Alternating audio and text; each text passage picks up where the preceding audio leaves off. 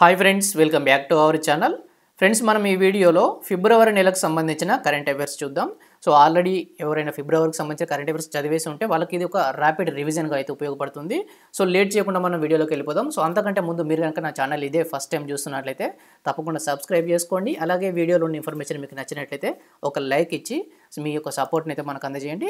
So late చేయకుండా వీడియోకి వెళ్ళిపోదాం. సో ఫస్ట్ కరెంట్ అఫైర్ వచ్చేసి మనకు దేశంలో తొలి ఆర్టిఫిషియల్ ఏఐ యూనివర్సిటీని ఎక్కడ ఏర్పాటు చేయబోతున్నారంటే మహారాష్ట్రలో ఏర్పాటు చేయబోతున్నారు. సో ఈ 2025-26 బడ్జెట్లో మనకు కేవలం ఆర్టిఫిషియల్ ఇంటెలిజెన్స్ మీద రీసెర్చ్ కోసం కేంద్ర ప్రభుత్వం ఏంటంటే 500 కోట్ల రూపాయలు కూడా కేటాయించడం అయితే జరిగింది.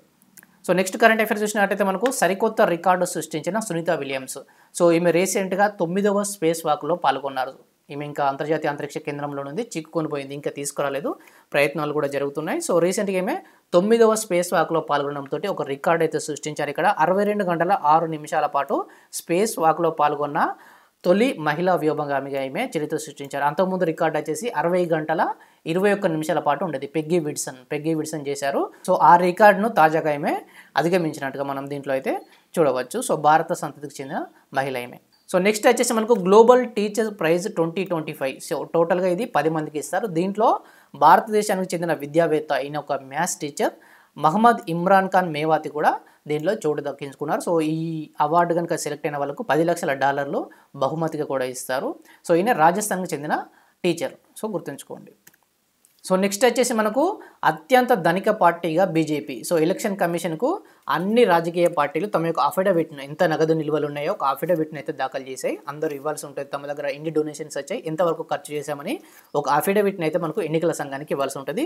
సో అఫిడవిట్ ప్రకారంగా చూసినట్లయితే మనకు అత్యంత ధనిక పార్టీగా బీజేపీ ఉందండి. సో బీజేపీ దగ్గర ఉన్న నగదు నిల్వలు వచ్చేసి 7,113 కోట్ల రూపాయలు వీళ్ళ దగ్గర ఉన్నాయంట. అదేవిధంగా రెండవ స్థానంలో మన బీఆర్ఎస్ పార్టీ ఉంది. సో బీఆర్ఎస్ పార్టీ దగ్గర 1,115 కోట్ల రూపాయలు నగదు నిల్వలు ఉన్నట్టుగా వాళ్ళు సమర్పించిన అఫిడవిట్లు అయితే పేర్కొన్నారు. సో ఈ 2 తొలి స్థానాలు అయితే గుర్తుంచుకోండి, సరిపోతుంది. సో నెక్స్ట్ వచ్చేసి మనకు ప్రపంచ చిత్తడి నేలల దినోత్సవం ఫిబ్రవరి 2. సో 1971 ఫిబ్రవరి 2న మనకు రామ్సార్ కన్వెన్షన్, ఇరాన్లోని రామ్సార్ కన్వెన్షన్ జరుగుతుంది.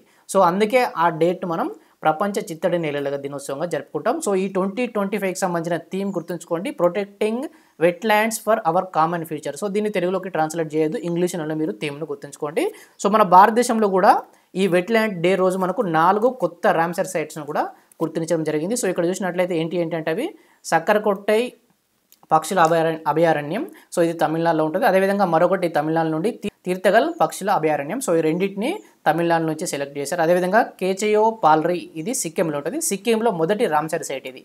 అదేవిధంగా ఉద్వా సరస్సును కూడా జార్ఖండ్ నుంచి సెలెక్ట్ చేశారు. ఇది కూడా జార్ఖండ్లో మొదటి రామ్సార్ సైట్. సో టోటల్గా మన భారతదేశంలో ఎన్ని రామ్సార్ సైట్లు ఉన్నాయో కింద కామెంట్ చేసి ప్రయత్నం చేయండి. సో వీటిని కలుపుకుంటే మొత్తం టోటల్గా 89కి చేరుకుంటుంది. సో ఇవన్నీ కలుపుకుంటే టోటల్గా 89 రామ్సార్ సైట్లు భారతదేశంలో ఉన్నాయి. అదేవిధంగా మన తెలంగాణ ప్రభుత్వం కూడా కొన్ని చిత్తడి నేలను గుర్తించింది. సో ఇందులో అమీన్పూర్ చెరువు, అదేవిధంగా పాకాల చెరువు, రామప్ప చెరువు, అదేవిధంగా Kinnerasani reservoir, Manjira reservoir. So ఈ 5 ప్రాంతాలను కూడా చిత్తడి నేలలుగా గుర్తించింది. ఇంకా జీవో రాలేదు, జీవో విడుదల చేస్తామని చెప్పారు.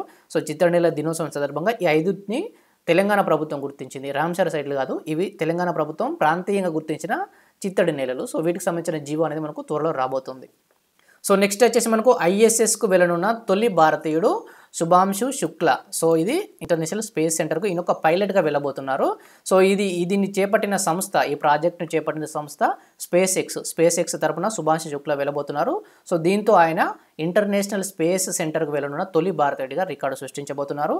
సో మన భారతదేశం గగన్యాన్ ప్రాజెక్టును చేపట్టింది కదండి. గగన్యాన్ ప్రాజెక్టుకు సెలెక్ట్ చేసిన 4 వ్యోమగాముల్లో ఈ శుభాంశు శుక్లా కూడా ఒకరు. సో నెక్స్ట్ వచ్చేసి మనకు తెల్లపులుల బ్రీడింగ్ సెంటర్, దీన్ని ఎక్కడ ఏర్పాటు చేయబోతున్నారు? మధ్యప్రదేశ్లోని రేవా డిస్టిక్లో ఏర్పాటు చేయబోతున్నారు. సో అక్కడ ముకుందపూర్ వైట్ టైగర్ సఫారీ కేంద్రం అని ఉంటుంది. దాంట్లో వైట్ టైగర్ బ్రీడింగ్ సెంటర్ను ఏర్పాటు చేయబోతున్నారు. సో ఇది దేశంలో తొలి వైట్ టైగర్ బ్రీడింగ్ సెంటర్గా నిలవబోతుంది. సో గుర్తుంచుకోండి, ఎక్కడ ఏర్పాటు చేశారని అడుగుతారు. మధ్యప్రదేశ్లో ఏర్పాటు చేయబోతున్నారు. నెక్స్ట్ కరెంట్ అఫైర్ వచ్చేసి అండర్-19 మహిళల T20 వరల్డ్ కప్ అండి. సో దీన్ని భారతదేశం సొంతం చేసుకుంది. సో ఇది 2వ ఎడిషన్. సో ఇక్కడ రాంగ్ పడింది, ఇది 2వ ఎడిషన్ అండి. 2వ ఎడిషన్ కూడా భారతదేశం సొంతం చేసుకుంది. మొదటి ఎడిషన్ ఎక్కడ జరిగిందంటే మనకు దక్షిణాఫ్రికాలో జరిగింది. రెండవ ఎడిషన్ అనేది మలేషియాలో జరిగింది. సో ఈ రెండవ ఎడిషన్లో భారతదేశమే విన్ కావడం అయితే జరిగింది. సో ఫైనల్ మ్యాచ్ ఎవరితో జరిగిందండి? దక్షిణాఫ్రికాతోనే తలపడింది ఫైనల్ మ్యాచ్లో భారతదేశం. సో ఈ ఎడిషన్ అనేది ఇక్కడ మలేషియాలో జరిగింది, దక్షిణాఫ్రికాతో తలపడింది. ఈ రెండు గుర్తుంచుకోండి. అదేవిధంగా మరొక ఇంపార్టెంట్ అప్డేట్ దీంట్లో ఏంటంటే గొంగడి త్రిష. సో ఈమె తెలంగాణకు చెందిన యువతి. సో ఈమె ప్లేయర్ ఆఫ్ ది మ్యాచ్, అదేవిధంగా ప్లేయర్ ఆఫ్ ది సిరీస్ ఈమెను సొంతం చేసుకోవడం జరిగింది. సో అంటే ఈ రకంగా చూసినట్లయితే వరుసగా 2 టోర్నీలు 2023లో ఇది ప్రారంభమవుతుంది. మొదటిది కూడా భారతదేశమే గెలుచుకుంది, రెండవది కూడా భారతదేశమే గెలుచుకుంది. సో ఇది గుర్తుంచుకోండి. సో నెక్స్ట్ వచ్చేసి మనకు ఐఐటి ఇండోర్ వార్తలు నిలిచింది. ఐఐటి ఇండోర్ అగ్రి హబ్ అనే ఒక సెంటర్ ఆఫ్ ఎక్సలెన్సీని తీసుకొచ్చింది. ఇది ఎందుకండి? వ్యవసాయంలో సాంకేతికతను మిళితం చేయడానికి ఈ యొక్క అగ్రి హబ్ అనే ఒక సెంటర్ ఆఫ్ ఎక్సలెన్స్ని తీసుకొచ్చింది. సో ఇది కూడా గుర్తుంచుకుంటే సరిపోతుంది. ఇటీవల వ్యవసాయంలో సాంకేతికతను మిళితం చేయడానికి IIT Indore a centre of ఎక్సలెన్స్ని తీసుకొచ్చిందంటే అగ్రి హబ్ అని గుర్తుంచుకోండి. సో నెక్స్ట్ వచ్చేసి మనకు గ్రామీణ క్రికెట్ లీగ్. మారుమూల ప్రాంతంలో ఉన్న యువతను ఎవరైతే క్రీడాకారులు ఉన్నారో వారిని గుర్తించడానికి గ్రామీణ క్రికెట్ లీగ్ను బీహార్ ప్రభుత్వం తీసుకొచ్చింది. గుర్తుంచుకోండి సరిపోతుంది. సో నెక్స్ట్ వచ్చేసి మనకు ఎక్సర్సైజ్ ఎక్విరెన్. ఇది ఏ దేశాల మధ్య జరిగింది? ఇది 8వ ఎడిషన్. అదేవిధంగా ఇది నావిదా, మిలిటరీదా, ఇది గుర్తుంచుకుంటే సరిపోతుంది. ఎక్సర్సైజ్ ఎక్విరెన్ అనేది ఇది 13వ ఎడిషన్, ఇండియా అండ్ మాల్దీవుల యొక్క సంయుక్త సైనిక విన్యాసం. సరిపోతుంది, ఇది గుర్తుంచుకోండి. ఎక్విరెన్ 13వ ఎడిషన్, భారత్ అండ్ మాల్దీవుల మధ్య జరిగింది. సో నెక్స్ట్ వచ్చేసి మనకు బెల్జియం నూతన ప్రధానిగా బార్డ్ డి వేవర్. సో ఈ నియామకాలకు సంబంధించి ఈయన పార్టీ వచ్చేసి ఫ్లెమిష్ నేషనలిస్ట్. ఈ పార్టీ పేరు కూడా గుర్తుంచుకోండి, అడిగే అవకాశం ఉంది. సో బెల్జియం నూతన ప్రధానిగా Bart De Wever, Flemish nationalist party అనేది. సో నెక్స్ట్ వచ్చేసి జాతీయ జల జీవన్ మిషన్ గడువు పొడిగింపు. సో దీన్ని 2028 వరకు పొడిగించడం అయితే జరిగింది. సో దీంట్లో ఈ జాతీయ జల జీవన్ మిషన్ కిందకి సెలెక్ట్ అయిన రాష్ట్రాలకు 50% కేంద్ర ప్రభుత్వం నిధులు ఇస్తుంది. మిగతా 50% నిధులు అనేది రాష్ట్రాలు భరించుకోవాల్సి ఉంటుంది. సో ఈ యొక్క మిషన్ను తెలంగాణలో, ఈ మిషన్కి సంబంధించి తెలంగాణ కూడా సెలెక్ట్ అయింది. తెలంగాణ 100% అమలు చేసిన లిస్టులో కూడా ఉంది. తమిళనాడు, గోవా, గుజరాత్, తెలంగాణ ఈ 4 రాష్ట్రాలు ఈ జల జీవన్ మిషన్ని 100% అమలు చేసిన రాష్ట్రాల లిస్టులో కూడా ఉన్నాయి. సో నెక్స్ట్ కరెంట్ అఫైర్ వచ్చేసి వరల్డ్ న్యూక్లియర్ అసోసియేషన్ నివేదిక. సో దీనికి సంబంధించి చూసినట్లయితే మనకు ప్రపంచంలోనే అణు విద్యుత్ ఉత్పత్తిలో ఏ దేశాలు ఎంత పర్సెంటేజ్ ఉన్నది ఈ నివేదిక మనకు విడుదల చేసింది. సో దీంట్లో చూసినట్లయితే దేశాల పరంగా అమెరికా, చైనా, ఫ్రాన్స్ ఈ 3 దేశాలు మొదటి 3 స్థానంలో ఉన్నాయి. సో అమెరికా మొత్తం ప్రపంచంలో అణు విద్యుత్ ఉత్పత్తిలో 30% అమెరికానే ఉంటుంది. సో అదేవిధంగా భారతదేశం యొక్క పర్సెంటేజ్ 3.1% మాత్రమే. టోటల్ అణు విద్యుత్ ఉత్పత్తిలో, ప్రపంచంలోని టోటల్ అణు విద్యుత్ ఉత్పత్తిలో 3.1% భారతదేశం యొక్క వాటా అయితే, అమెరికా ఇది 30%. అదేవిధంగా తొలి 3 స్థానాల్లో ఏ దేశాలు ఉన్నాయి? అమెరికా, చైనా, ఫ్రాన్స్ ఈ 3 దేశాలు ఉన్నాయి, గుర్తుంచుకోండి. సో అదేవిధంగా భారతదేశంలో ఎన్ని అణు రియాక్టర్లు ఉన్నాయండి? భారతదేశంలో మొత్తం 7 అణు రియాక్టర్లు ఉన్నాయి. దాంట్లో తమిళనాడులో 2 ఉంటాయి అనుకుంటా. సో టోటల్గా 7 అయితే ఉన్నాయి. సో నెక్స్ట్ కరెంట్ అఫైర్ వచ్చేసి మనకు జాతీయ సఫాయి కర్మచారి కమిషన్ కాల వ్యవధిని 2028 మార్చి 28 వరకు పొడిగించడం జరిగింది. సో ఇది ఎప్పుడు ఏర్పడిందండి? 1994లో ఏర్పడుతుంది. సో 1993లో కేంద్ర ప్రభుత్వం జాతీయ సఫాయి కర్మచారి చట్టం తీసుకొచ్చింది. దాని ప్రకారం 1994లో ఇది ఏర్పాటు కావడం అయితే జరిగింది. సో ఈ జాతీయ సఫాయి కర్మచారి కమిషన్ మనకు కింద ఇస్తాడు, ఒక 4 లేదా 3 ఇచ్చి ఈ కింది వాటిలో చట్టబద్ధమైన సంస్థ ఏది, లేకపోతే రాజ్యాంగబద్ధమైన సంస్థ ఏదని అడుగుతారు. సో ఈ విధంగా అడుగుతారు కాబట్టి గుర్తుంచుకోండి. నెక్స్ట్ అప్డేట్ వచ్చేసి ఏరో ఇండియా ద్వైవార్షిక సదస్సు 2025. సో ఇది 2 సంవత్సరాలకు ఒకసారి జరుగుతుంది. సో దీన్ని మినిస్ట్రీ ఆఫ్ డిఫెన్స్ వాళ్ళు ఆర్గనైజ్ చేస్తారు. సో ఇది ఎన్నో ఎడిషన్ అండి? 15వ ఎడిషన్ బెంగళూరులో జరిగింది. బెంగళూరులోని ఎహలెంకా ఎయిర్ ఫోర్స్ స్టేషన్లో ఇది జరిగింది. 14వ ఎడిషన్ కూడా మనకు బెంగళూరులోనే జరిగింది. సో దీని యొక్క థీమ్ ఏంటండి? థీమ్ వచ్చేసి futuristic aerospace technologies and challenges in design valuation. ఇంగ్లీష్లోనే గుర్తుంచుకోవాలి ఇది. సో అదేవిధంగా ఈ ఏరో ఇండియా ద్వైవార్షిక సదస్సు ముగింపు వేడుకల్లో మనకు ఒక కార్యక్రమం నిర్వహించారు. సో ఆ కార్యక్రమం పేరు వచ్చేసి డైస్ అండి. డైస్ కార్యక్రమం, DICE, defence innovation challenging for excellence అనే కార్యక్రమాన్ని నిర్వహించారు. దీంట్లో 3 రకాల ప్రైజులు కూడా ఇచ్చారు. సో ఇక్కడ చూసినట్లయితే మనకు శ్రవణ్ యాదవ్, ఈయనకు ప్రీ రెవెన్యూ స్టేజ్లో అవార్డు అయితే మొదటి అవార్డు వచ్చింది ఈయనకు. నెక్స్ట్ వచ్చేసి జ్ఞానేష్ కుమార్ రావు, ఈయనకు రెవెన్యూ స్టేజ్. సో ఇది ప్రీ రెవెన్యూ స్టేజ్, ఇది రెవెన్యూ స్టేజ్. అదేవిధంగా విజయ్ మందని గారికి ఐడియా స్టేజ్ అవార్డు ఈయనకు వచ్చింది. సో 3 స్టేజ్ల్లో 3 రకాల అవార్డులు ఈ కార్యక్రమంలో ఏరో ఇండియా ముగింపు వేడుకల్లో ఈ యొక్క డైస్ కార్యక్రమాన్ని నిర్వహించడం అయితే జరిగింది. సో 3 రకాల అవార్డులు, 3 పేర్లు గుర్తుంచుకోండి. సో నెక్స్ట్ అప్డేట్ వచ్చేసి మనకు తొలిసారిగా IVF పద్ధతిలో కంగారు పిండాలను ఆస్ట్రేలియాకు చెందిన క్వీన్లాండ్స్ విశ్వవిద్యాలయ శాస్త్రవేత్తలు సృష్టించారు. సో మనందరికీ తెలుసు ఆస్ట్రేలియా అనగానే మీకు కంగారు గుర్తుకొస్తుంది కాబట్టి ఇది ఈజీగానే పెట్టేస్తారు. అదేవిధంగా మనకు జనవరిలో చూసినట్లయితే మనకు జపాన్కి చెందిన శాస్త్రవేత్తలు మృగం యొక్క పిండాలను IVF పద్ధతిలో సృష్టించారు.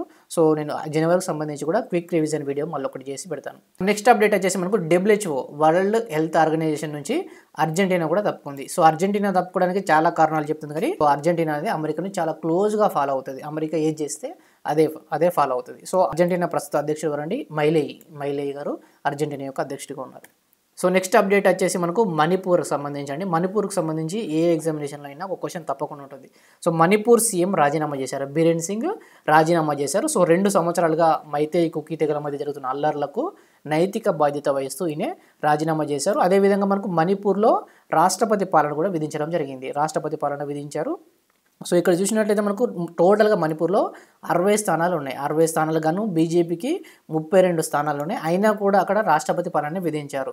సో ఇంకొక ముఖ్యమంత్రిని ప్రకటించకుండా రాష్ట్రపతి పాలన విధించడం అయితే జరిగింది. సో రాష్ట్రపతి పాలన 6 నెలల పాటు అమలు ఉంటుంది. దీన్ని 3 సంవత్సరాల వరకు మనం ఎక్స్టెండ్ చేసుకోవచ్చు. 3 సంవత్సరాల వరకు మనం ఎక్స్టెండ్ చేసుకొని ఆ తర్వాత కూడా ఎక్స్టెండ్ చేయాలంటే రాజ్యాంగ సవరణ అనేది తప్పకుండా చేయాలి. లేకపోతే ఎన్నికలు నిర్వహించడం ఇక్కడ సాధ్యం కాదని ఎన్నికల కమిషన్ ఒక నివేదికనైనా సమర్పించాల్సి ఉంటుంది.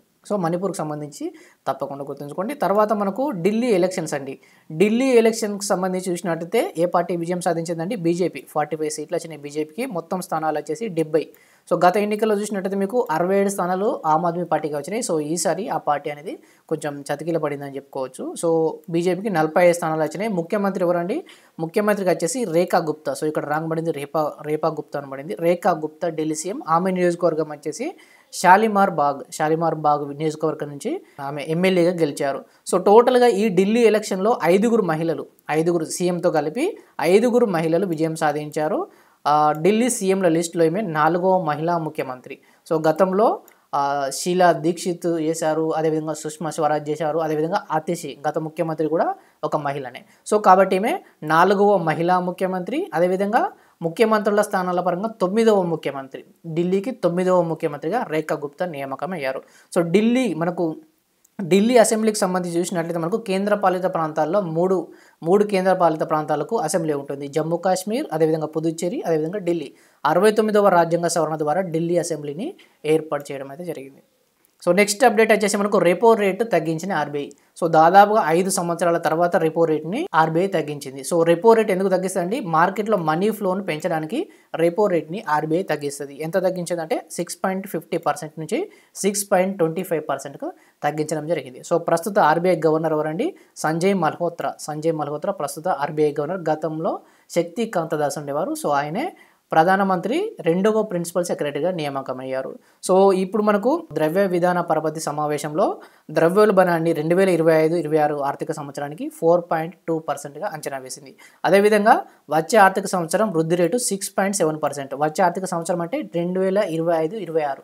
సో ఇంకా మనకు స్టార్ట్ కాలేదు. 2025 మనకు క్యాలెండర్ ప్రకారం స్టార్ట్ అయింది, కానీ ఫైనాన్షియల్ ఇయర్ అనేది April 1 నుంచే స్టార్ట్ అవుతుంది. కాబట్టి వచ్చే ఆర్థిక సంవత్సరం అంటే March 31 అయిపోయి April 1 నుంచి మనకు స్టార్ట్ అవుతుంది. కాబట్టి 2025-26 ఆర్థిక సంవత్సరంలో వృద్ధి రేటు 6.7%గా అంచనా వేసింది. సో దీన్ని మళ్ళీ తర్వాత ఏదైనా సమావేశంలో సవరించవచ్చు కూడా. కాబట్టి మీరు ఎప్పటికప్పుడు అప్డేట్లో ఉండాలి ఇది. సో నెక్స్ట్ వచ్చేసి మనకు యునానీ వైద్యంపై ఒక గ్లోబల్ సదస్సు మనకి ఇక్కడ జరిగింది, ఢిల్లీలో జరిగింది. సో దీనికి రాష్ట్రపతి గారు కూడా హాజరు కావడం జరిగింది. సో ప్రెసిడెంట్ హాజరయ్యారు కాబట్టి మనకు వార్త నిలిచింది, గుర్తుంచుకుంటే అడిగే అవకాశం కూడా ఉంది. సో నెక్స్ట్ అప్డేట్ వచ్చేసి మనకు ప్రపంచ అవినీతి సూచి. సో మీరు దీన్ని ఇండెక్స్ పేరును గుర్తుంచుకోవాలి. కరప్షన్ పర్సెప్షన్స్ ఇండెక్స్ అని మనకు ఎగ్జామినేషన్లో అడుగుతారు. ప్రపంచ అవినీతి సూచి అని మనకు క్వశ్చన్లో అడగరు. Corruption perceptions index 2024. సో దీన్ని విడుదల చేసిన సంస్థ వచ్చేసి ట్రాన్స్పరెన్సీ ఇంటర్నేషనల్. ఇది జర్మనీకి చెందిన ఒక సంస్థ. ఈ సంస్థ విడుదల చేసిన కరప్షన్ పర్సెప్షన్స్ ఇండెక్స్ ప్రకారం భారతదేశం యొక్క ర్యాంక్ ఏందండి? 96 ర్యాంక్, 96వ స్థానంలో ఉంది. సో గతంతో పోలిస్తే మన ర్యాంక్ మెరుగైందా దిగజారిపోయిందంటే దిగజారిపోయిందండి. గతంతో పోలిస్తే గతంలో 93 ర్యాంక్ ఉండేది, ఇప్పుడు 96, ఇంకా 3 స్థానాల్లో పడిపోవడం జరిగింది. సో ఈ కరప్షన్ పర్సెప్షన్స్ ఇండెక్స్ 2024లో అతి తక్కువగా అవినీతి ఉన్న దేశాలు వచ్చేసి డెన్మార్క్, అదేవిధంగా ఫిన్లాండ్ మొదటి 2 స్థానాల్లో ఈ 2 దేశాలు ఉన్నాయి. సో మీరు గమనించినట్లయితే ఈ డెన్మార్క్, ఫిన్లాండ్లు ప్రపంచ సంతోష సూచీలు కూడా టాప్ 10లో ఉంటాయి. నెక్స్ట్ అప్డేట్ వచ్చేసి మనకు చేపల ఉత్పత్తిలో 2వ అతిపెద్ద దేశంగా భారత్ నిలిచింది. సో ఇది మనకు ప్రెస్ ఇన్ఫర్మేషన్ బ్యూరోలో వచ్చింది కాబట్టి ఖచ్చితంగా ఇది కూడా మనం గుర్తుంచుకోవాలి. సో మొదటి స్థానంలో ఏ దేశం ఉందండి? మొదటి స్థానంలో చైనా ఉంటుంది. సో రెండవ స్థానంలో భారతదేశం. సో ప్రపంచ ఉత్పత్తిలో భారతదేశం యొక్క వాటా 8%. అదేవిధంగా మన భారతదేశ జీడిపిలో 1% ఈ యొక్క ఫిషరీస్ కల్చర్ అనేది మనకు కాంట్రిబ్యూట్ చేస్తుంది. జీడిపిలోనే 1% ఉంటుంది మనకు ఫిషరీస్ కల్చర్కి సంబంధించి. సో అదేవిధంగా రొయ్యల ఉత్పత్తిలో భారతదేశమే నెంబర్ 1. సో చేపల ఉత్పత్తిలో 2వ స్థానంలో ఉంటే రొయ్యల ఉత్పత్తిలో భారతదేశమే నెంబర్ 1 స్థానంలో అయితే ఉంది. సో నెక్స్ట్ అప్డేట్ వచ్చేసి మనకు అమెరికా అధ్యక్షుడు ట్రంప్ తీసుకున్న నిర్ణయాలండి. సో దీని గురించి కూడా ఒక 1 క్వశ్చన్ ఏ ఎగ్జామ్లో అయినా అడిగే అవకాశం ఉంది. సో ఈయన రీసెంట్గా పేపర్ స్ట్రాలను నిషేధించాడు. సో గతంలో బైడెన్ ప్రభుత్వం ఉన్నప్పుడు పర్యావరణ పరిరక్షణ కోసం ఈ ఏదైతే ప్లాస్టిక్ స్ట్రాలు ఉన్నాయో వాటిని నిషేధించి పేపర్ స్ట్రాలను తీసుకొచ్చాడు. సో ఇప్పుడు ట్రంప్ వచ్చినప్పుడు ఈ పేపర్ స్ట్రాలను నిషేధించాడు. ఎందుకంటే అమెరికాలో ఈ పేపర్ స్ట్రాలు కూడా అధ్యక్షం దాకా వెళ్తాయంటే అమెరికాలో మనం వాటర్ ఎలా తాగుతామో ఆ విధంగా కూల్ డ్రింక్స్ తాగుతారు. సో అందుకే వీటి మీద అంత ప్రాధాన్యత ఉన్నది. సో ఇప్పుడు ఈయన తీసుకున్న నిర్ణయాలు చూసినట్లయితే మనం ప్యారిస్ వాతావరణ ఒప్పందం నుంచి తప్పుకున్నాడు. సో ట్రంప్కి ఇలాంటి అస్సలకే నచ్చదు. వాతావరణము, మన భవిష్యత్తు ప్రణాళికలు, సుస్థిర అభివృద్ధి ఇలాంటివి ఆయనకు నచ్చవు. సో నెక్స్ట్ వచ్చేసి మనకు కెనడాపై 25% టారిఫ్లు విధించాడు. సో చైనా మీద కూడా విధించాడు, మెక్సికో మీద కూడా విధించాడు. అదేవిధంగా గల్ఫ్ ఆఫ్ మెక్సికో పేరును గల్ఫ్ ఆఫ్ అమెరికా కూడా మార్చాడు. అదేవిధంగా ఈ కెనడా వచ్చి ఈ 25% తగ్గించండి అని అడిగితే మీకు టారిఫ్లు తగ్గించడం ఎందుకు 51వ రాష్ట్రంగా మిళితం అయిపోండి అంటున్నాడు. అమెరికాలో 50 రాష్ట్రాలు ఉంటే 51వ రాష్ట్రంగా కెనడాను సంబోధిస్తున్నాడు. ఎక్కడికి వెళ్ళినా కూడా కెనడా అధ్యక్షుడు అనట్లేదు, కెనడా గవర్నర్ అంటున్నాడు. సో అమెరికాలో ఏ విధంగానైతే రాష్ట్రానికి ఒక గవర్నర్ ఉంటాడో కెనడా అధ్యక్షుడు ట్రూడోను కెనడా గవర్నర్ అని సంబోధిస్తున్నాడు. అదేవిధంగా పనామా కెనాల్ను సొంతం చేసుకుంటా అని అంటున్నాడు. అదేవిధంగా గ్రీన్లాండ్ను కూడా కొనుగోలు చేస్తామంటున్నాడు. సో గ్రీన్లాండ్లో చాలా మినరల్ సోర్సెస్ ఉన్నాయి. అందుకే అమెరికా కన్ను అనేది ఈ గ్రీన్లాండ్ మీద పడింది. సో అమెరికాకు సంబంధించి గుర్తుంచుకోండి. అదేవిధంగా క్రీడల్లో ట్రాన్స్జెండర్స్ని నిషేధించాడు. అదేవిధంగా ట్రాన్స్జెండర్ అనే మొత్తానికి మేము మేల్ అండ్ ఫీమేల్ మాత్రమే గుర్తిస్తాం, ట్రాన్స్జెండర్స్ని గుర్తించమని కూడా ప్రకటించాడు. అదేవిధంగా ఉక్రెయిన్ రష్యా యుద్ధానికి సంబంధించి కూడా మనకి ఇటీవల వార్తలు వచ్చింది కాబట్టి సో అమెరికాకు సంబంధించి కూడా మనకు చాలా ఇంపార్టెంట్. సో నెక్స్ట్ వచ్చేసి మనకు global justice love and peace summit. So ఇది ఎక్కడ జరిగిందంటే మనకు దుబాయ్లో జరిగింది. సో దీన్ని నిర్వహిస్తున్న సంస్థ ఐఎమ్ పీస్ కీపర్ మూవ్మెంట్ అనే సంస్థ దీన్ని ప్రతి ఏటా నిర్వహిస్తూ ఉంటుంది. సో దీనికి సంబంధించి థీమ్ 2025 థీమ్ చూసినట్లయితే ఒకే గ్రహం ఒకే స్వరం, ప్రపంచ న్యాయం ప్రేమ శాంతి. సో ఇది తెలుగులో ట్రాన్స్లేట్ అయింది. సో దీన్ని మీరు ఇంగ్లీష్లో గుర్తుంచుకోవాలి. 1 earth 1 voice global justice love and peace. ఇది 2025కి సంబంధించిన థీమ్. సో మీరు ఇంగ్లీష్లో గుర్తుంచుకునే ప్రయత్నమే చేయండి. సో నెక్స్ట్ వచ్చేసి మనకు భారత ప్రధాని నరేంద్ర మోడీ ఫ్రాన్స్ పర్యటన మనకు వార్తలు నిలిచింది. చాలా ఇంపార్టెంట్ ఇది. సో ఈ ఫ్రాన్స్ పర్యటన సందర్భంగా మనకు సైన్స్ అండ్ టెక్నాలజీ, అదేవిధంగా సివిల్ న్యూక్లియర్ ఎనర్జీ విషయంలో చాలా కీలకమైన ఒప్పందాలు జరిగినాయి. సో సైన్స్ అండ్ టెక్నాలజీకి సంబంధించి చూసినట్లయితే ఆర్టిఫిషియల్ ఇంటెలిజెన్స్, కృత్రిమ మీద డిక్లరేషన్ను ఇరు దేశాలు కలిపి సంయుక్త ప్రకటనలో విడుదల చేశాయి. కృత్రిమ మీద డిక్లరేషన్, అదేవిధంగా ఈ ఆర్టిఫిషియల్ ఇంటెలిజెన్స్ విషయంలో పరస్పరం సహకరించుకోవాలని కూడా నిర్ణయించారు. అదేవిధంగా 2026వ సంవత్సరాన్ని ఇన్నోవేషన్స్ ఇయర్గా 2026వ సంవత్సరాన్ని భారత్ అండ్ ఫ్రాన్స్ 2 దేశాలు ఇన్నోవేషన్స్ ఇయర్గా ప్రకటించడం జరిగింది. అదేవిధంగా చూసినట్లయితే మనకు ఐక్యరాజ్య సమితి భద్రతా మండలిలో సంస్కరణలు తీసుకురావాలని ఇరు దేశాలు ఒక సంయుక్త ప్రకటన కూడా విడుదల చేశాయి. సో భారతదేశానికి భద్రతా మండలిలో శాశ్వత సభ్యత్వానికి ఫ్రాన్స్ తన యొక్క మద్దతును పునరుద్ఘాటించింది. సో గతంలో కూడా చాలాసార్లు ఫ్రాన్స్ అనేది భారతదేశానికి ఐక్యరాజ్య సమితి భద్రతా మండలిలో శాశ్వత సభ్యత్వం ఇవ్వాలని మద్దతు తెలిపింది. సో తాజాగా దాన్ని మళ్ళీ పునరుద్ఘాటించింది. అదేవిధంగా భారత సైనికుల త్యాగాలకు గుర్తుగా ఒక యుద్ధ స్మారకాన్ని ఫ్రాన్స్లో ఏర్పాటు చేయడం అయితే జరిగింది. సో అదేవిధంగా మనకు వీర్ సావర్కర్కి సంబంధించి వీర్ సావర్కర్ వర్ధంతి కూడా మనకు ఇటీవల జరిగింది. సో ఖచ్చితంగా మనకు అడిగే అవకాశం ఉంది.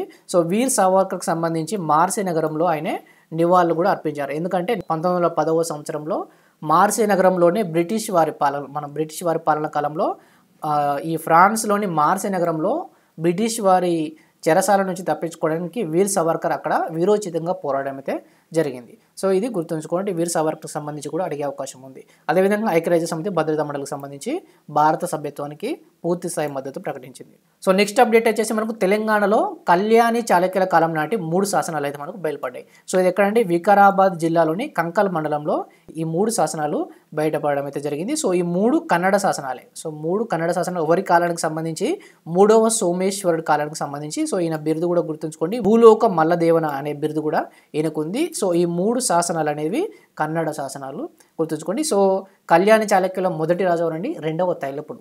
సో నెక్స్ట్ కరెంట్ అఫైర్ వచ్చేసి times magazine women of the year లిస్ట్లో పూర్ణిమాదేవి. సో టోటల్గా 13 మంది మహిళలతో కూడిన లిస్ట్లో ఈమె ఒకరు. సో పూర్ణిమాదేవి ఈమె ఒక పర్యావరణవేత్త. ఈమె పేరు గుర్తుంచుకోండి సరిపోతుంది. Times magazine women of the years లిస్ట్లో పూర్ణిమాదేవి భారతీయ మహిళ. ఈ లిస్ట్లో చోటు దక్కించుకున్న మహిళ ఎవరంటే పూర్ణిమాదేవి. సో నెక్స్ట్ వచ్చేసి మనకు BBC Indian sports women award. So ఇది ఒక 5వ ఎడిషన్. ఇది 5వ ఎడిషన్. ఎవరికి వచ్చిందండి? మను బాకర్కి వచ్చింది. సో ఈ BBC ఇండియన్ స్పోర్ట్స్ ఉమెన్ అవార్డులో చాలా అవార్డ్స్ ఇచ్చారు మనకు. BBC lifetime achievement award వచ్చేసి మితాలి రాజుకి ఇచ్చారు. అదేవిధంగా BBC చేంజ్ మేకర్ 2024 అవార్డు వచ్చేసి ఇద్దరికి, ఇక్కడ తానియా సచ్దేవ్ అదేవిధంగా నస్రీన్ షేక్ అనే ఇద్దరికి ఇచ్చారు. సో ఈ మను బాకర్కి సంబంధించి అయితే గుర్తుంచుకోండి, BBC Indian sports women award Manu బాకర్కి వచ్చింది. సో 5వ ఎడిషన్, ఇది 5వ ఎడిషన్ అవార్డ్స్ ఇవి. సో దీంట్లో BBC lifetime achievement award Mithali రాజుకు, అదేవిధంగా BBC చేంజ్ మేకర్ 2024 అవార్డు ఇద్దరు పేర్లు కూడా ఇక్కడ గుర్తుంచుకోండి. సో నెక్స్ట్ వచ్చేసి మనకు ధర్మా గార్డియన్ ఎక్సర్సైజ్, ధర్మా గార్డియన్. సో ఇది భారత్ మరియు జపాన్ల సంయుక్త సైనిక విన్యాసం. సో ఇది 6వ ఎడిషన్. ఎక్కడ జరిగిందండి? జపాన్లోనే జరిగింది సంయుక్త సైనిక విన్యాసం. సో నెక్స్ట్ ఈ ఇరు దేశాలకు సంబంధించిన ఇంకా ఏమైనా సైనిక విన్యాసాలు ఉన్నాయంటే వీర్ గార్డియన్ అదేవిధంగా జిమ్ఎక్స్. సో ఈ ఎక్సర్సైజ్లకు సంబంధించి ఎక్కడ జరిగింది? 8వ ఎడిషన్. ఇది నావిదా, మిలిటరీదా, లేకపోతే ఇంకా ఏదైనా కోస్ట్ గార్డ్కి సంబంధించిందా గుర్తుంచుకుంటే సరిపోతుంది. సో నెక్స్ట్ వచ్చేసి మనకు FBI డైరెక్టర్గా cash Patel. So federal bureau of investigation, భారతదేశంలో CBI ఎలాగనో FBI అలాగా. సో దీనికి సంబంధించి డైరెక్టర్గా భారత సంతతికి చెందిన క్యాష్ పటేల్. సో ఈయన తల్లిదండ్రులు వచ్చేసి గుజరాత్కి చెందినవారు. ఈయన న్యూయార్క్లోనే జన్మించారు, కానీ ఈయన తల్లిదండ్రులు వచ్చేసి గుజరాత్కి చెందిన వాళ్ళు, భారతీయ ఆనవాళ్ళు ఉన్న వ్యక్తి. సో ఈ FBI డైరెక్టర్గా బాధ్యతలు చేపట్టిన తొలి భారత సంతతికి చెందిన వ్యక్తిగా క్యాష్ పటేల్ నిలిచారు. సో నెక్స్ట్ వచ్చేసి మనకు మోడీ 2వ ప్రిన్సిపల్ సెక్రటరీగా శక్తికాంత దాస్, మాజీ RBI గవర్నర్. ఈయన మోడీ యొక్క 2వ ప్రిన్సిపల్ సెక్రటరీగా నియామకయ్యారు. సో ఈయన గతంలో 15వ ఆర్థిక సంఘం సభ్యుడిగా కూడా పనిచేశాడు. సో నెక్స్ట్ వచ్చేసి మనకు టైల్ గార్డ్ AI వ్యవస్థ. సో దీన్ని ఎందుకు ఏర్పాటు చేశారండి? టైల్ గార్డ్ AI వ్యవస్థ అనేది సో ఒడిశాలోని సిమ్లీపాల్ అభయారణ్యంలో వన్యప్రాణుల యొక్క వేటను తగ్గించడానికి ఈ యొక్క టైల్ గార్డ్ AI అనే వ్యవస్థను తీసుకురావడం జరిగింది. సో ఇటీవల టైల్ గార్డ్ AI వ్యవస్థను ఏ అభయారణ్యంలో తీసుకొచ్చారని అడుగుతారు. ఒడిశాలోని సిమ్లీపాల్ అభయారణ్యంలో ఈ టైల్ గార్డ్ AI అనే వ్యవస్థను తీసుకొచ్చారు. సో నెక్స్ట్ వచ్చేసి మనకు ఆలివ్ రిడ్లే తాబేల్ అండి. సో చాలా ఇంపార్టెంట్ క్వశ్చన్ ఇది. సో ఆలివ్ రిడ్లే తాబేల గురించి నెంబర్ ఆఫ్ టైమ్స్ మనకు ఎగ్జామినేషన్స్లో అడగడం జరిగింది. సో ప్రతి ఏటా మనకు జనవరి, ఫిబ్రవరి మంత్లో సంతానోత్పత్తి కోసం భారతదేశంలోని ఎక్కడికి వస్తాయండి? ఒడిశాలోని గహిర్మాత ఋషికుల్య ఈ బీచ్లోకి ఎక్కువగా వస్తాయి. తమిళనాడు, ఆంధ్రప్రదేశ్ తీరాలకు కూడా వస్తాయి, కానీ ఎక్కువగా మనకు చాలా ఫేమస్ ఏంటంటే ఒడిశాలోని గహిర్మాత ఋషికుల్య బీచ్లకు అయితే చాలా ఎక్కువ మొత్తంలో ఈ ఆలివ్ రిడ్లే తాబేలు అయితే వస్తుంటాయి. దాదాపుగా 6.5 లక్షల తాబేలు అయితే ఈ సంవత్సరం కూడా సంతానోత్పత్తి కోసం రావడం అయితే జరిగింది. సో 1980వ సంవత్సరంలోనే ఇండియన్ కోస్ట్ గార్డ్ ఈ ఆలివ్ రిడ్లే తాబేళ్ల సంరక్షణ కోసం ఆపరేషన్ ఒలివియన్ కూడా చేపట్టడం అయితే జరిగింది. సో ఈ జనవరి మంత్, ఫిబ్రవరి మంత్లో ఆ బీచ్లో, ఆ చుట్టుపక్కల ప్రాంతాల్లో చేపల వేటను కూడా నిషేధించడం అయితే జరుగుతుంది. సో ఆలివ్ రిడ్లే తాబేలకు సంబంధించి తప్పకుండా గుర్తుంచుకోండి. ఎక్కడ? ఒడిశాలోని గహిర్మాత ఋషికుల్య ఈ బీచ్లకు అయితే ఎక్కువగా వస్తుంటాయి. సో నెక్స్ట్ వచ్చేసి మనకు ఇంటర్నేషనల్ క్రిమినల్ కోర్టుపై ట్రంప్ ఆంక్షలు విధించాడు. సో ఎందుకు విధించాడు? ఇజ్రాయెల్ ప్రధానమంత్రి నేతన్యాహుకు అరెస్ట్ వారెంట్ జారీ చేసింది. సో అందుకే ఈ ఇంటర్నేషనల్ క్రిమినల్ కోర్టుపై ఆయన ఆంక్షలు విధించాడు. సో ఎందుకు ఇక్కడ కారణం కూడా మనకి ఇచ్చాం. బెంజమిన్ నెతన్యాహుపై అరెస్ట్ వారెంట్ జారీ చేసింది. గతంలో రష్యా అధ్యక్షుడు పుతిన్ పై కూడా ఈ international criminal court arrest warrant జారీ చేసింది. సో అరెస్ట్ వారెంట్ మాత్రమే జారీ చేస్తుంది. ఒక సిట్టింగ్లో ఉన్న అధ్యక్షుని అరెస్ట్ చేయడం అంటే అంత ఈజీ కాదు. ఎందుకంటే ఇంటర్నేషనల్ క్రిమినల్ కోర్టుకు సొంత సైన్యం లేదు. ఒకవేళ ఉన్నా కూడా ఆ సైన్యం అనేది రష్యా సైన్యంతో కానీ ఇజ్రాయెల్ సైన్యంతో కానీ పోరాడి వాళ్ళని అరెస్ట్ చేయాల్సి ఉంటుంది. సో అది సాధ్యమయ్యే పని కాదు. జస్ట్ యుద్ధ నేరాలు, మానవ హక్కుల ఉల్లంఘనలకు సంబంధించిన కేసుల మీద ఇలాంటి వారెంట్లు international criminal court arrest warrant జారీ చేస్తూ ఉంటుంది. సో ఇంటర్నేషనల్ క్రిమినల్ కోర్టులో భారతదేశం సభ్యదేశమా కాదా కింద కామెంట్ చేసే ప్రయత్నం అయితే చేయండి. సో అమెరికా, అదేవిధంగా ఇజ్రాయెల్, అదేవిధంగా భారతదేశం, రష్యా, చైనా ఈ 4 దేశాలు, ఇలాంటి అగ్రదేశాలన్నీ కూడా ఇంటర్నేషనల్ క్రిమినల్ కోర్టులో సభ్య దేశాలు కాదు. ఎందుకంటే ఇది ఐక్యరాజ్య సమితి యొక్క అనుబంధ సంస్థ కూడా కాదు. 1998లో రోమ్ డిక్లరేషన్ ఆధారంగా ఈ యొక్క ఇంటర్నేషనల్ క్రిమినల్ కోర్ట్ అనేది ఏర్పడింది. సో అమెరికా, ఇజ్రాయెల్, భారతదేశం, రష్యా, చైనా ఈ దేశాలన్నీ ఎందుకు దానిలో సభ్య దేశాలు కావంటే ఇవి తమ యొక్క సార్వభౌమాధికారానికి విరుద్ధంగా ఉంటాయి. సార్వభౌమాధికారం అనేది మనకు ఫస్ట్ ఇంపార్టెంట్, ఆ తర్వాతనే ఏదైనా. కాబట్టి సార్వభౌమాధికారానికి విరుద్ధంగా ఉన్న ఏ ఇంటర్నేషనల్ ఆర్గనైజేషన్లు కూడా ఏ దేశం కూడా చేరడానికి ఇంపార్టెన్స్ అనేది ఇవ్వదు. సో ఇది ఇంటర్నేషనల్ క్రిమినల్ కోర్టుకు సంబంధించి. సో అదేవిధంగా ఇంటర్నేషనల్ క్రిమినల్ కోర్టు వేరు, ఇంటర్నేషనల్ కోర్ట్ ఆఫ్ జస్టిస్ వేరు, ఐసీజే. ఐసీజే అనేది ఐక్యరాజ్య సమితి యొక్క అనుబంధ సంస్థ, కాబట్టి దానికి ఎక్కువ ఇంపార్టెన్స్ ఉంటుంది. ఈ ఇంటర్నేషనల్ క్రిమినల్ కోర్టుకి ఎక్కువ ఇంపార్టెన్స్ అనేది ఉండదు. సో నెక్స్ట్ వచ్చేసి మనకు అంతరిక్ష ప్రయోగాలకు స్వదేశీ మైక్రో ప్రాసెసర్ను ఎవరు తయారు చేశారండి? ఐఐటి మద్రాస్ అండ్ ఇస్రో సంయుక్తంగా ఈ యొక్క స్వదేశీ మైక్రో ప్రాసెసర్ను తయారు చేశారు. సో ఐఐటి మద్రాస్ను గుర్తుంచుకోండి ఇంపార్టెంట్గా. అంతరిక్ష ప్రయోగాల కోసం ఇటీవల స్వదేశీ మైక్రో ప్రాసెసర్ను అభివృద్ధి చేసిన ఐఐటి ఏదని మనకి ఇస్తాడు. సో నెక్స్ట్ వచ్చేసి మనకు పార్లమెంటులో కొత్త ఆదాయపు పన్ను బిల్లును తీసుకొచ్చింది కేంద్ర ఆర్థిక మంత్రి నిర్మలా సీతారామన్. సో మనకు గతంలో 1961 ఆదాయపు పన్ను చట్టం స్థానంలో దీన్ని తీసుకురాబోతున్నారు. సో దీన్ని ప్రజెంట్ అయితే పార్లమెంటు ప్రవేశపెట్టి సెలెక్ట్ కమిటీకి పంపించడం జరిగింది. ఈ ఆదాయపు పన్ను చట్టం 1961 అనేది దాదాపుగా ప్రతి బడ్జెట్లో ఎన్నో సవరణలకు గురైంది. సో కాబట్టి అది బాగా సంక్లిష్టంగా తయారైంది. సో దీన్ని సరళీకరించి కొత్త ఆదాయపు పన్ను బిల్లును మనకు ఇప్పుడు తీసుకురావడం అయితే జరిగింది. సో దీంట్లో ఎన్ని మార్పులు అంటే చాలా మార్పులు చేశారు. సో పాత చట్టంలో అసెస్మెంట్ ఇయర్, ప్రీవియస్ ఇయర్ స్థానంలో ట్యాక్స్ ఇయర్ అనే ఒక కొత్త పదాన్ని కూడా జోడించడం జరిగింది. అదేవిధంగా మినహాయింపులు. సో మనకి ఎప్పుడు కానీ బడ్జెట్ ప్రవేశపెట్టినప్పుడు ఈ మినహాయింపులు చూస్తూ ఉంటారు. సో దాంట్లో మనకు ఈ 1961 ఆదాయపు పన్ను చట్టంలో సెక్షన్ 80లో ఈ మినహాయింపులు అనేవి ఉండేవి. ఏంటి, మనం ఇన్సూరెన్స్ తీసుకున్నా కానీ లేకపోతే ఏదైనా హోమ్ లోన్ తీసుకున్నా కానీ వాటిని మనం ఇన్కమ్ ట్యాక్స్లో మనం క్లెయిమ్ చేసుకోవచ్చు, వాటికి మినహాయింపులు ఇస్తారు. సో అలాంటి 80 సెక్షన్ అనేది మనకి ఇక్కడ సెక్షన్ 123లో పొందుపరచడం అయితే జరిగింది. సో దీన్ని ఇంకా పార్లమెంట్ ఆమోదించలేదు, ఆమోదించబోతుంది త్వరలో, సెలెక్ట్ కమిటీకి పంపించారు. సో నెక్స్ట్ వచ్చేసి మనకు 12వ వరల్డ్ గవర్నమెంట్ సమ్మిట్ 2025 ఇది ఎక్కడ జరిగిందండి? దుబాయ్లో జరిగింది. దుబాయ్ కేబినెట్ వ్యవహారాల శాఖ మంత్రి మహమ్మద్ అబ్దుల్లా అల్ గర్గావి అధ్యక్షతన ఈ సమ్మిట్ జరిగింది. సో ఈ యొక్క థీమ్ కనుక చూసినట్లయితే మనకు షేపింగ్ ఫ్యూచర్ గవర్నమెంట్, దీన్ని గుర్తుంచుకోండి. సో ఈ సమావేశాలు ఎప్పటి నుంచి జరుగుతున్నాయి? 2013 నుంచి జరుగుతున్నాయి. ప్రతి సంవత్సరం ఇవి దుబాయ్లోనే జరుగుతాయి, వేరే ఎక్కడ జరగవు. సో ఇది గుర్తుంచుకోండి. గ్లోబల్ గవర్నెన్స్కి సంబంధించిన సమస్యలను ఈ యొక్క సమ్మిట్లో చర్చిస్తారు. అదేవిధంగా వరల్డ్ ట్రేడ్కి సంబంధించి కూడా ఈ సమ్మిట్లో చర్చిస్తారు.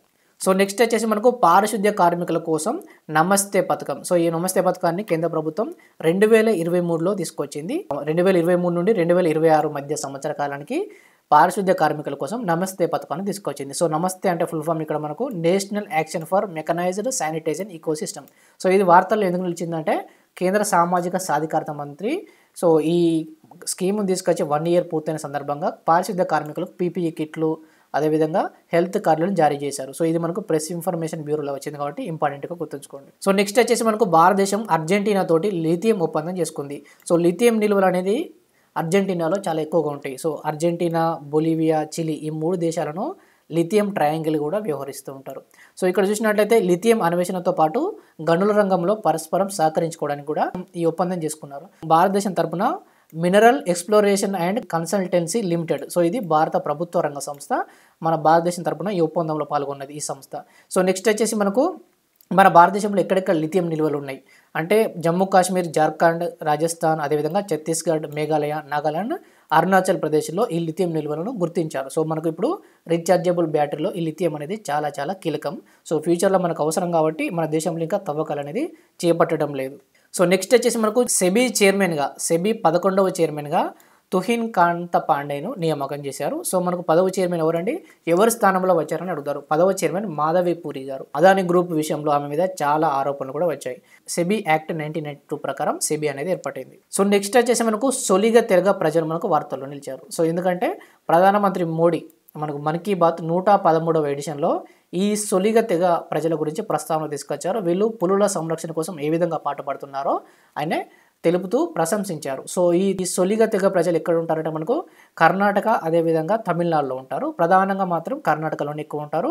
సో భారతదేశంలో ఒక టైగర్ రిజర్వ్లో నివాసానికి అధికారికంగా పర్మిషన్ ఈ సొలిగ తెగ ప్రజలకు మాత్రమే ఉంది. సో వీరు ఇక్కడ కర్ణాటకలోని బిలిగిరి రంగస్వామి టైగర్ రిజర్వ్లో వీళ్ళు నివాసం ఉంటారు. వాళ్ళు ఈ టైగర్స్ను పవిత్ర జీవులుగా వాళ్ళు ఆరాధిస్తూ ఉంటారు. సో వాళ్ళను పొగుడుతూ ప్రధానమంత్రి మన్ కీ బాత్లో ప్రస్తావన అయితే తీసుకొచ్చారు. సో ఇది గుర్తుంచుకోండి. ఎక్కడ ఉంటారంటే కర్ణాటకలోని Biligiri Rangaswamy temple tiger reserve. So దీంట్లోనే టెంపుల్ ఉంటుంది ఈ టైగర్ రిజర్వ్లోనే. సో నెక్స్ట్ వచ్చేసి మనకు 38వ జాతీయ క్రీడలు మనకు ఇక్కడ ఉత్తరాఖండ్లో జరిగాయి. సో ఇక్కడ అవార్డులు క్రీడల్లో సాధించిన పథకాలను బట్టి మనకి ఇక్కడ ర్యాంకులు చూసినట్లయితే సర్వీసెస్ స్పోర్ట్స్ కంట్రోల్ బోర్డు 121 పథకాలతో మొదటి స్థానంలో నిలిచింది. సో రెండవ స్థానంలో మహారాష్ట్ర 197 పథకాలు మహారాష్ట్ర సాధించడం జరిగింది. సో ఇక్కడ 197 ఇక్కడ 121 మీరు ఎక్కువ కన్ఫ్యూజ్ కావద్దు. ఇక్కడ గోల్డ్, సో ఇక్కడ బ్రాకెట్లో గోల్డ్ ఉన్నాయిగా, గోల్డ్ ప్రకారమే మనకు ర్యాంక్ అనేది ఇస్తారు. ఎక్కువ గోల్డ్ పథకాలు ఎవరైతే సాధిస్తారో వాళ్ళకే ఫస్ట్ ర్యాంక్ వస్తుంది. సో 68 గోల్డ్ పథకాలతోటి సర్వీసెస్ స్పోర్ట్స్ కంట్రోల్ బోర్డు అనేది మొదటి స్థానంలో ఉంది. అదేవిధంగా మహారాష్ట్ర రెండవ స్థానంలో ఉంది 54 స్వర్ణ పథకాలతో. నెక్స్ట్ హర్యానా 3వ స్థానంలో ఉంది. సో మొదటి 3 స్థానాలు గుర్తుంచుకోండి. అదేవిధంగా తెలంగాణ యొక్క స్థానం వచ్చేసి 26వ స్థానం. ఎన్ని గోల్డ్ అండి? 3 స్వర్ణ పథకాలు తెలంగాణ సాధించింది. టోటల్గా పథకాల ర్యాంకులో 18 పథకాలు అయితే సాధించడం జరిగింది. 26వ ర్యాంకు తెలంగాణకు సంబంధించి గుర్తుంచుకోండి. సో మరొకటి ఏంటిదంటే 39వ జాతీయ క్రీడలు ఎక్కడ జరగబోతున్నాయి? మేఘాలయ రాష్ట్రంలో జరగబోతున్నాయి. సో నెక్స్ట్ అప్డేట్ వచ్చేసి మనకు ఐఐటి ఇండోర్. సో ఆహార వ్యర్థాలతో ఒక దృఢమైన కాంక్రీట్ను ఐఐటి ఇండోర్ తయారు చేయడం అయితే జరిగింది, గుర్తుంచుకోండి. సో నెక్స్ట్ వచ్చేసి మనకు పోర్ట్ విలియం పేరును విజయదుర్గ్గా కేంద్ర ప్రభుత్వం మార్చింది. సో కలకత్తాలోని Indian army eastern command head quarter fort William. So దీని పేరును ఇప్పుడు రీసెంట్గా మనకు విజయదుర్గ్గా నామకరణం చేయడం అయితే జరిగింది. సో దీన్ని ఎవరు నిర్మించారండి? రాబర్ట్ క్లైవ్ నిర్మించారు.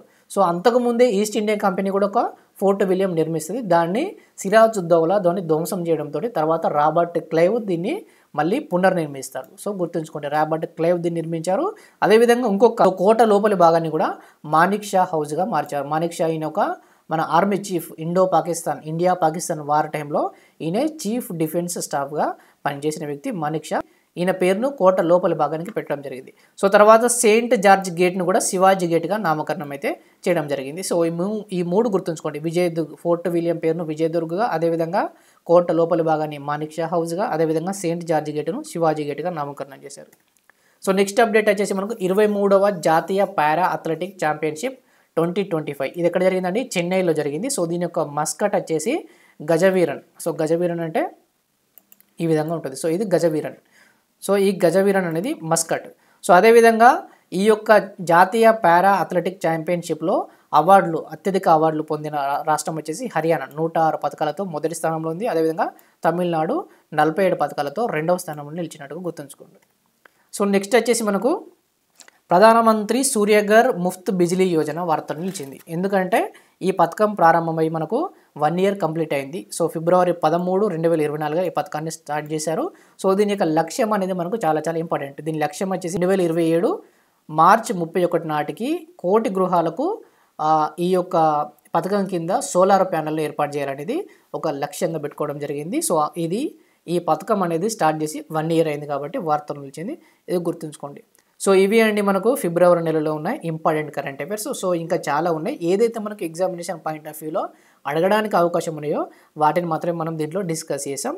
సో మీరు లాస్ట్ వరకు ఈ వీడియో చూసారంటే ఈ వీడియోలో ఎంతో కొంత ఇన్ఫర్మేషన్ ఉందని మీరు చూసారని నేను అనుకుంటున్నా. కాబట్టి తప్పకుండా వీడియోని లైక్ చేయండి. లైక్ చేస్తేనే ఈ వీడియో మరింత మందికి రీచ్ అయితే అవుతుంది. So thank you friends, thank you.